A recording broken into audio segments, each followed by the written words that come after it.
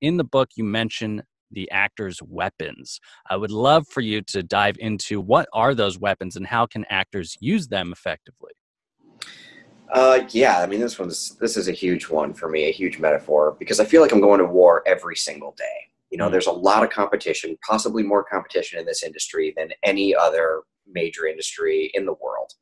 And so we're fighting. We are fighting. Actors are fighting, and agents are fighting for actors. And if I just have my fists and I'm going to go out there and try to win a war, I'm going to get beat up, knocked down, kicked around, and be bloody, and that's not a good day for me. So I need an actor to give me weapons. And by weapons, I mean they're headshots, they're real information. Like, I've been on this network, I've worked with this producer, I know this writer, this is my network, now it's your network, and we can use it together. These are all things that I would consider tanks and machine guns against your competition. If you just hand me two crappy headshots that look kind of the same in a resume that has nothing on it, or is a mess, difficult to read, we're going to lose battles, and it's going to take a really long time to get ahead. And I don't want to waste time, because time is money. I want to win huge victories, huge battles day one with a new client even. yeah, so that makes so much sense, and it's so necessary. So a lot of actors, they get to this point where they think, okay, so it's the headshots, the resume, and maybe taking some classes, and that's it. But I think to your point, you've got even beyond that, you've got the actor's social media, their website, right? Their IMDb, the other places where they can be found, all their actors' access listings and other online submission sites, how they maintain those, whether or not they have a reel and clips, or if it's just a reel. Like, they need to put all these things in place so that someone like you can do your job exponentially better and make things happen faster and build those important relationships. But also, on the flip side, I think so that they can be out there taking themselves seriously and putting those tools, those weapons, as you say, to use even on their side. So I'd love your insight on what actors can be doing, even if they are represented, being out there themselves and actually pitching themselves, selling themselves, right? Being their own PR, essentially, to make your job even that easier. Well, they can definitely, expand their arsenal even. We covered a lot of good ones, but there's even more. I mean, special skills are huge. If Yeah. you have special skills that you can do that other people can't do, you're more valuable. Your value goes up and your competition goes down. So during a time like this, learn another language. Mhm. Learn to do some stunts. Learn to ride a horse if you can get out there and do it, and how to fire weapons. Like, make yourself a more valuable person for roles that come up. Learn sign language. These things are very, very attractive to an agent. And not only will they help you get an agent, they will help work with your agent.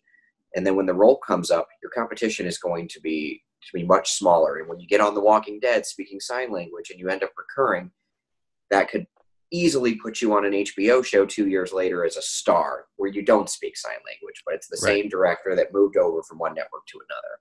So these things are huge. Yeah, absolutely. And I think you bring up another good point. Like, yes, continue to add to your arsenal, right? That's so important. But one of the best uh, best ways to build your business, any business really, is on relationships, right? And so whatever gets you in the door, maybe it is part of your arsenal that helps get you in the door to the casting room, to the audition, or to the self tape, as it were. Certainly right now. But that's your first introduction. That's your first opportunity to start building that professional relationship with the people who are hiring you, right? The producers, directors, casting directors. So you do more and more of those. Not every single audition is going to lead to a job, obviously, but chances are those people are going to be also working on other projects. They see that you're good at this. They see maybe there's a special skill here that might work later on. You get to have a conversation with them, or you get to at least introduce yourself in a professional way, like through the self tape, that I'm good at what I do. And now you continue to foster that relationship so that when the opportunity strikes, then you have the opportunity to come in there and, show them what you can do so you can be part of that team and part of that project. I think that's so important. And often actors get stuck in this mode, and if you agree, certainly let me know. But where everything ends at the audition, right? And that's where they stop building that relationship. They come in there and they're at the audition, they do their thing, and then that's it. There's no follow up. There's no continued staying not necessarily staying in touch, but staying upbeat with who this casting director is, right? Following them on Twitter, things like that, understanding their world and their perspective. What is your philosophy on the actor's role in that follow-up process? I definitely think that casting directors fight for human beings that they believe in. I agree. So I don't think you want to bombard or annoy them, but I do think you should follow, stay up to date, and occasionally like them. Like something or retweet something that they might have posted on social media. That's a really great, safe way to do it without having to require any information or feedback from them. When Mm-hmm. you're asking them to do work for free, which is spend time on you, that can get annoying quickly, especially when I know how busy they are. But just to stay a presence in their world, a light, positive energy, that's absolutely going to help you. And would you say that the same philosophy bears true for representation as well? Yeah. I think that if I post, congratulations to Ozark for having a season 4 renewed, I don't need a whole bunch of DMs saying, "Can you get me on the show?" Yeah, no. But people thumbing it up or giving me a heart, I see their name, I see their face, I know they're alive. That's excellent. But it doesn't become this self-indulgent turnout. Hey, you just escaped to Instagram, Jason, to post something you're excited about. Let's flip the switch, and now it's all about me and my career. So there's a big Exactly. difference between staying in touch and changing that energy to the focus being on yourself. Yeah, no, that's so important. That's a very big lesson that actors should take heed. They should take heed to that and implement as quickly as possible that it is not all about you, right? And there's a difference between professional persistence and building professional relationships and stepping into someone's space and not respecting their time, right? Whether it's an email outreach to you or anybody else in the industry, whether it's an Instagram DM, whether it's something on social media, this is your space. You as a representative, right? This is your industry professional space. Me stepping in there is like stepping in your living room or popping in your office unannounced and, doing a monologue or some nonsense, basically taking up your time, energy, and resources. There's That is nothing more. no, everybody hates that, right? Nobody wants that. That is not professional. That is not how you conduct business. But we are in this world now where there is more connectivity and more access than ever before. And even someone like yourself putting out stuff on Backstage, other casting directors who are going live on Instagram and answering questions and doing interviews on shows like this and everything else. There's more access than we've ever had before. So it's great for creatives, but they need to understand that access, that public-facing opportunity that many of the industry people are putting out there and the relationships they want to build, these people that they want to build relationships with, does not mean that you get to step in there unannounced and take up their time.